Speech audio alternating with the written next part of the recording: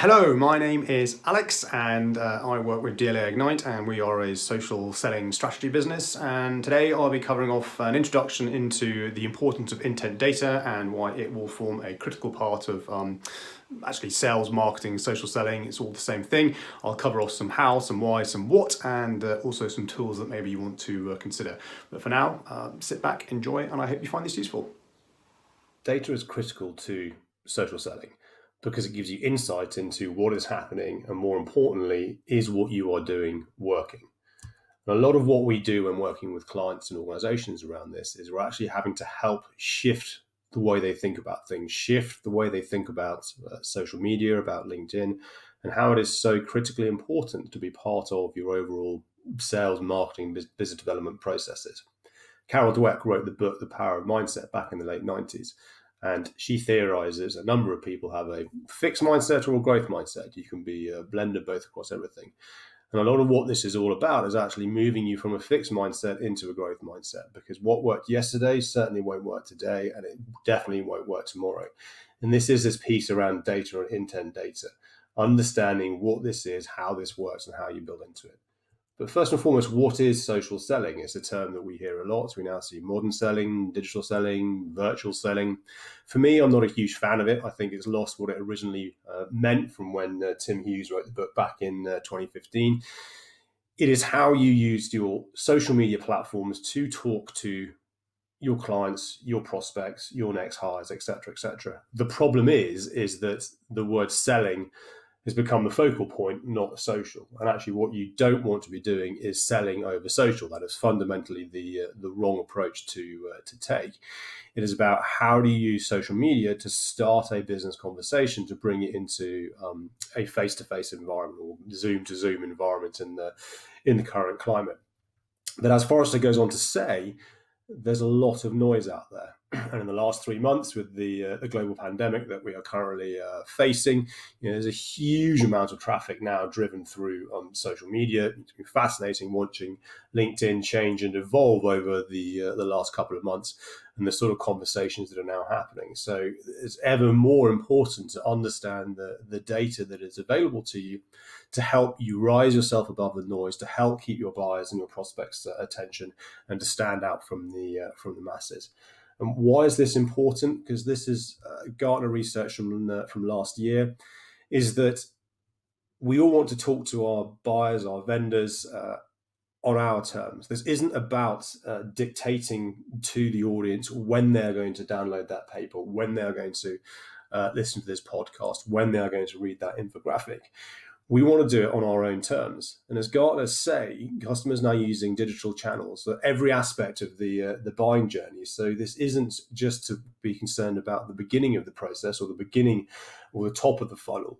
You can use social and digital very late on within your sales and marketing processes to help close, nurture, move the conversation along.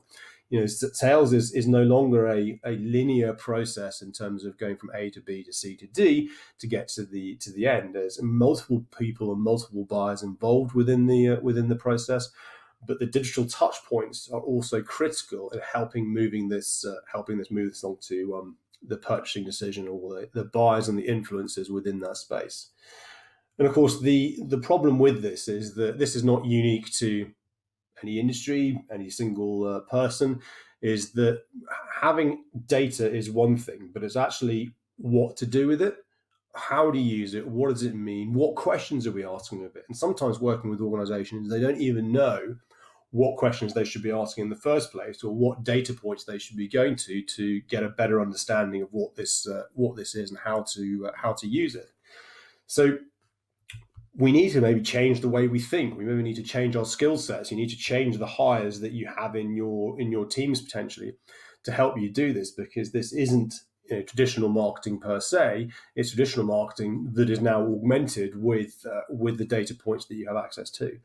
And this was a really interesting tweet from Katrina. She was at LinkedIn. She's now at Cisco, and she tweeted this, I think, a couple of years ago.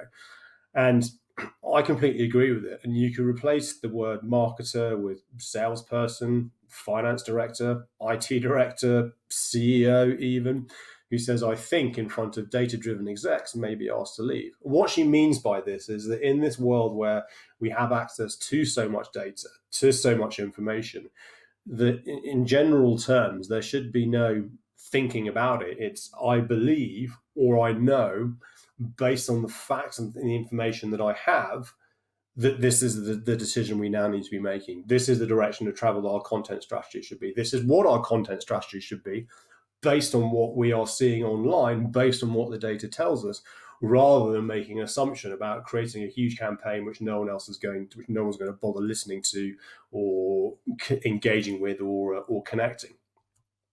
And the key thing in all of this is that you've got to actually start to capture the data in the first place. If you need to understand what data you want to capture, but then you have to start capturing it.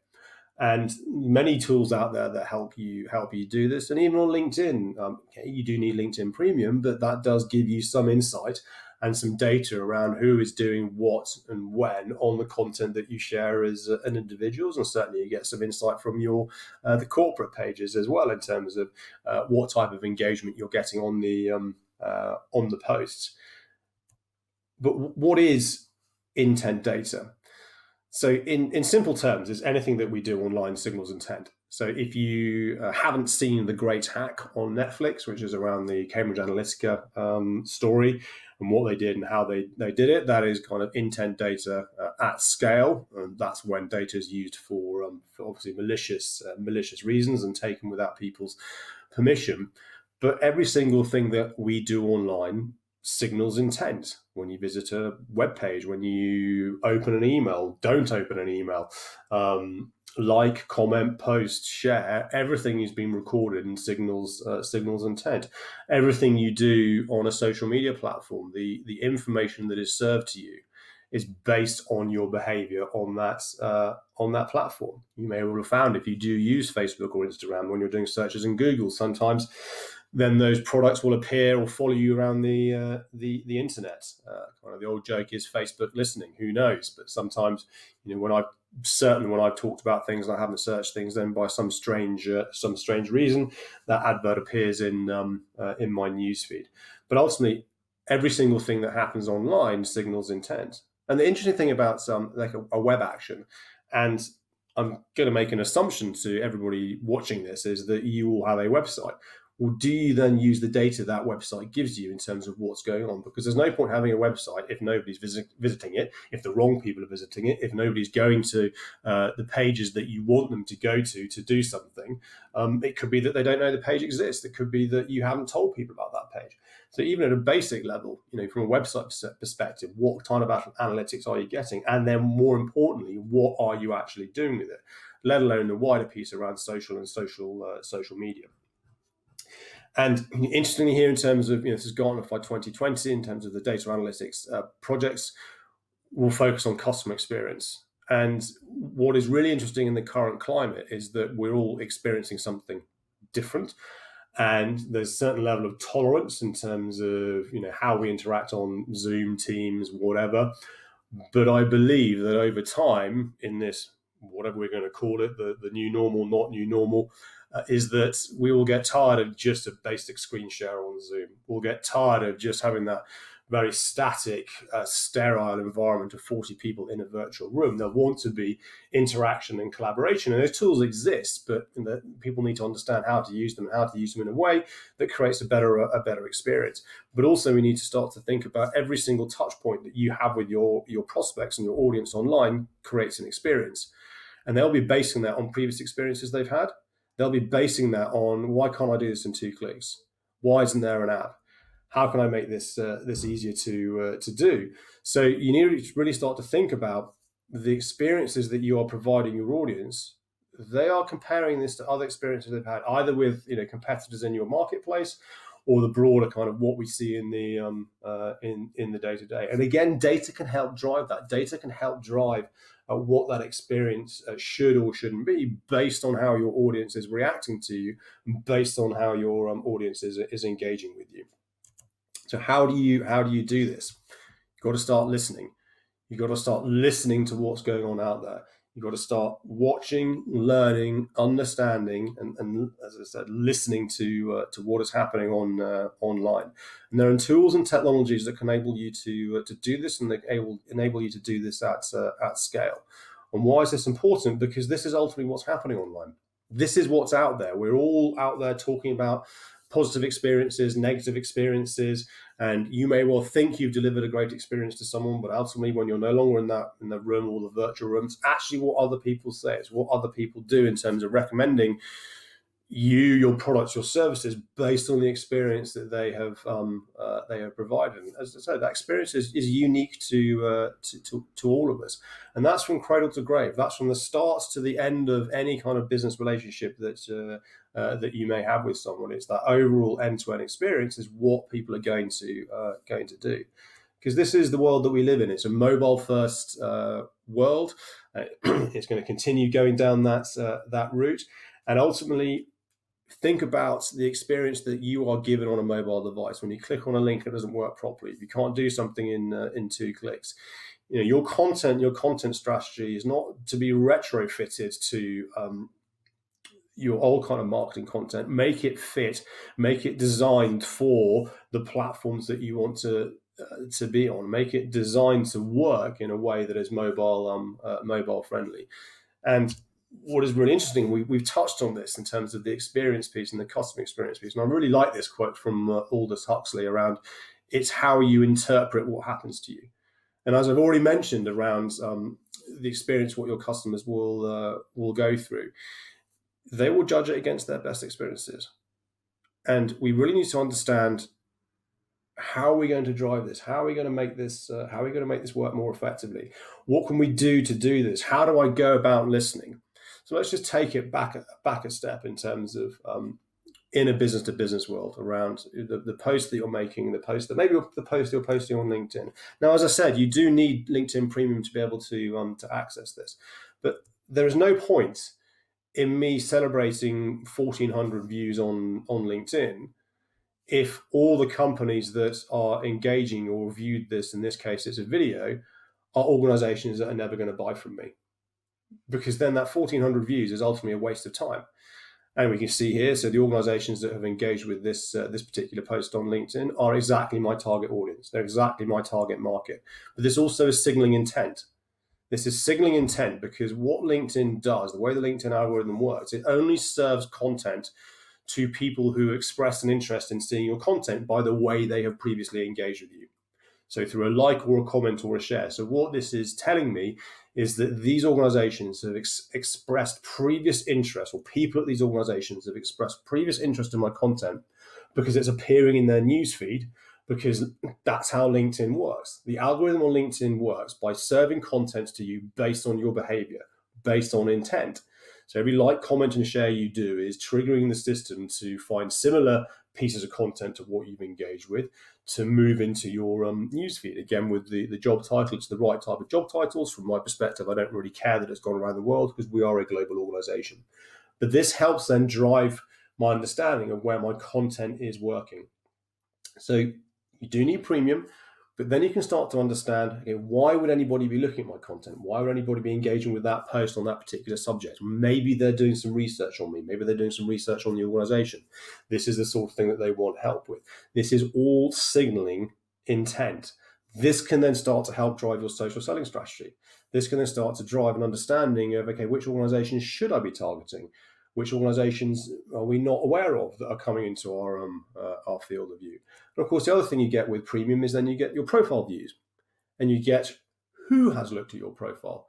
And again, does that signal intent? More importantly, is it the right person? Is it the right type of individual that is looking at your profile? Because if it's the wrong type of person looking at your LinkedIn profile, then again, you need to do something about it. You can act upon it. There's no more I think. It's I know it's not working because the wrong people are looking at my profile and my posts. Therefore, what can I do about it? Back to that point around data and data's sake, or not knowing what to do with it. It's all very good having the data. The key thing is then acting upon that and doing something differently, or pivoting or changing your strategy based on what the data is showing you.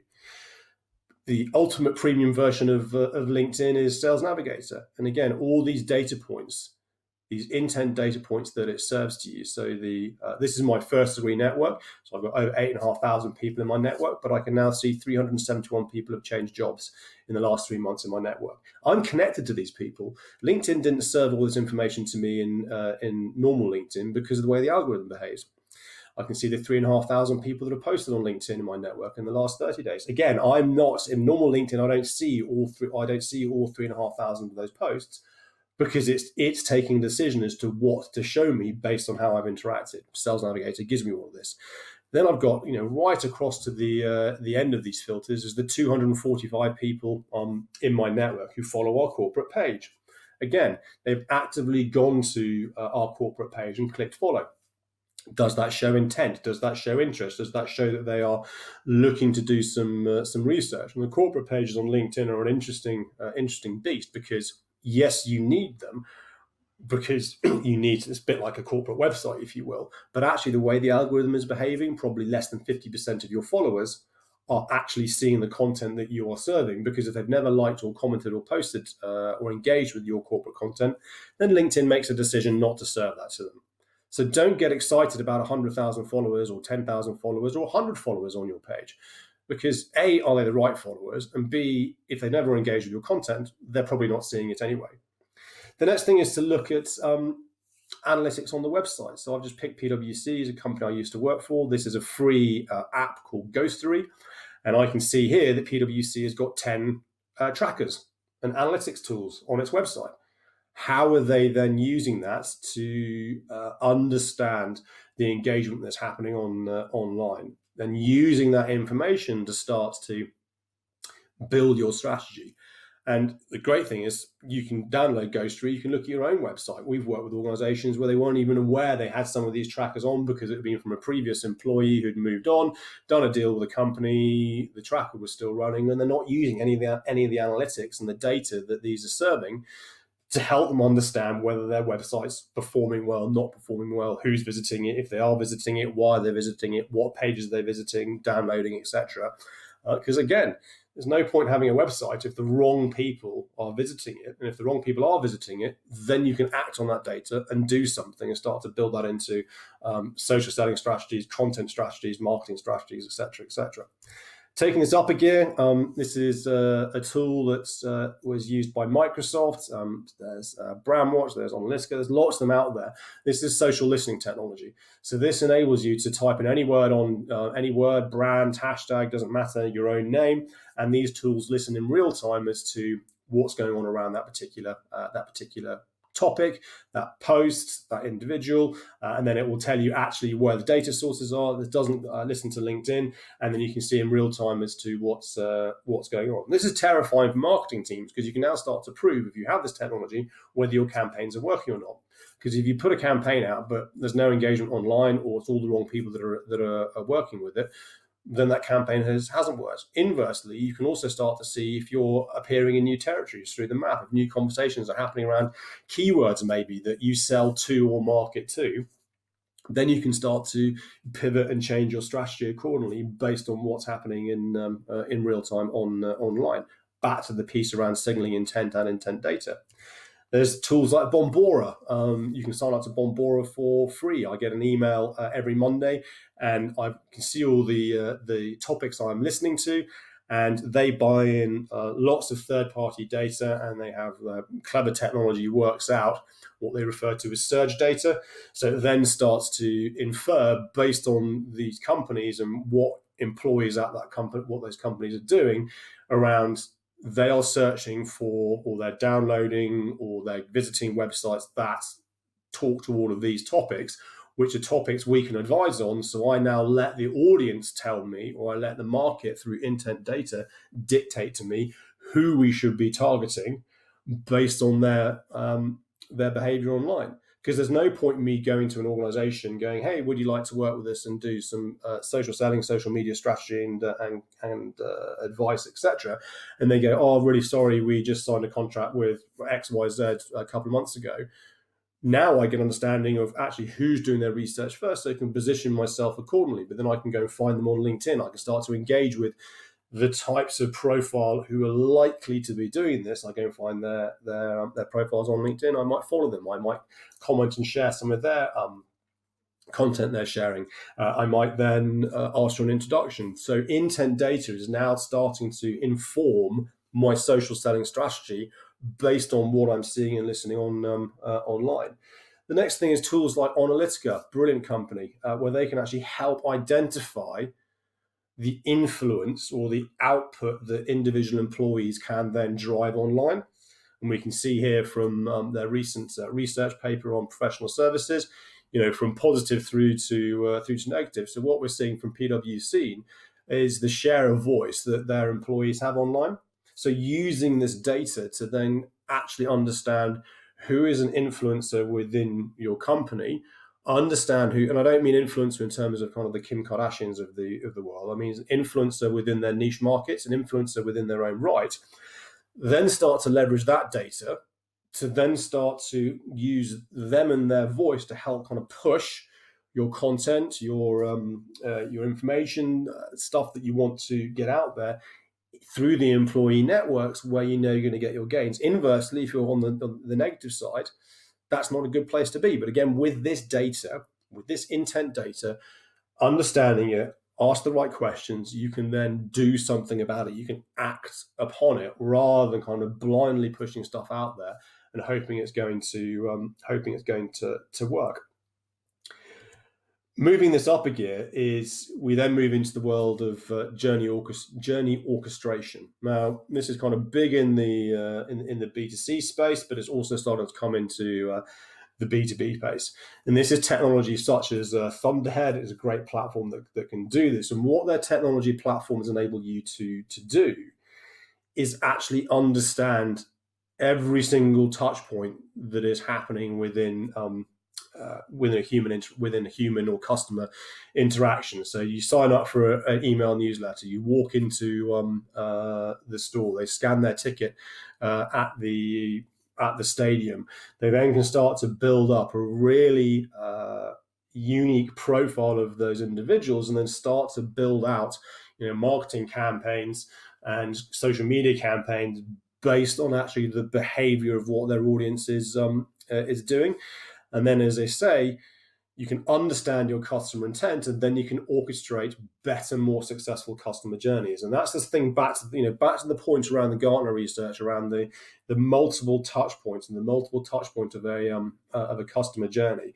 If you're able to understand that, if you're able then to start to interrogate the data and understand what is working and what isn't working, then you can start to create a better customer experience. And back to that Aldous Huxley quote, you create a better customer experience. They're likely going to be stickier. They're going to probably promote you through their own networks, become their own kind of brand advocates of you. And then that all starts to drive to the key thing, which obviously is better revenue and better engagement, etc., etc. And of course, you may well be sitting there thinking, well, this all seems a bit complicated, kind of so what about this data point? It's not relevant, it's not of interest to me or to our audience. Well, this is the world that we need to be in and understanding. It's a big thing around kind of the vanity metrics versus the actionable data. And this is what I want to get across here on the intent data piece, is acting upon the data that you've got. In my previous life, company I was working for did a big video for YouTube around office design, 300,000 views on the video. Marketing team were very happy with that, celebrating 300,000 views on the video. I said to them, okay, where is the actionable data that we can use of this? We've got 300,000 views on this video on this service that we do. Where are the leads? Where are the people that have expressed interest in wanting to find out more? And my answer got back was, we weren't focusing on that, we were just focusing on the views. Well, it could be 300,000 Russian bots for all we know. And that 300,000 actually is a meaningless number versus data points which you can then act upon. And it comes back to the posts that I was demonstrating and talking to on LinkedIn. I'd far rather get 10 views from CMOs of the FTSE 100 than 1,000 views from people who are never going to do anything or buy or like any of my products and services. And this kind of vanity to actionable data, we're seeing, Instagram trialing not having like counts on their posts. I've had rumors that LinkedIn may be trialing this as well in terms of actually taking the vanity metrics away. So we're not chasing the numbers anymore. We're actually chasing content we're engaging with content for the content, not because 1,000 other people have done so. And this is the key thing in all of this, in terms of an overarching social selling strategy. You've got to have an end goal. You've got an end goal in terms of what is it you're trying to achieve and why. Much like with your data and data strategy, you need to be understanding the data points. You need to be understanding what questions you want to ask of the data, so that you can then act upon that and then drive towards the value creation that you are trying to achieve. Because at the end of the day, there's no point measuring things if you're not going to do something with it. And the challenge is that when you start getting measurements in place, and this is KPIs, sometimes we just get focused on the measuring for measuring, and we don't actually do anything. If you think about our sales reps being asked to put things into a CRM system, why? And then we get to the point we're just focusing on the actual numbers rather than what does this mean, what is this actually doing. So there's the happy balance between, yes, you need to be measuring the data, but don't fall into the trap of actually just measuring it for the sake of measuring it, and not doing anything with it off the back of it. And even though we are in the current global pandemic at the moment, actually, I think what we are seeing is that whilst obviously technology is underpinning everything that we are doing, more so than ever, it's actually trust. And especially if we're in a position where we can't actually have as much human interaction as we want, which is the best way to, of course, build up trust with someone, is that kind of that eyeball, that face to face. The key thing is then how do we then start to build that trust online? How do we start to really come across as authentic individuals versus just being corporate machines, just putting out the corporate content? And this comes back down to data. This comes back to intent data. If you can start to integrate it, if you can start to understand it, if you can start to work with that and then act upon it and start to change the overall customer experience that you're able to provide throughout that end-to-end journey, then you can start to build that trust over time. And of course, that's also going to be a combination of the content that you share. But again, coming full circle back to that, understand through the data what content is working and isn't working, then act accordingly upon that. So the key thing in all of this is that the chances are you already have the tools in place. So LinkedIn Premium, invest in that maybe for a month for free. Try Sales Navigator for a month for free. Go and interrogate your website. Have a look at Ghostery. Download it. See what's on there. Start to get some data out. Have a look at Bombora.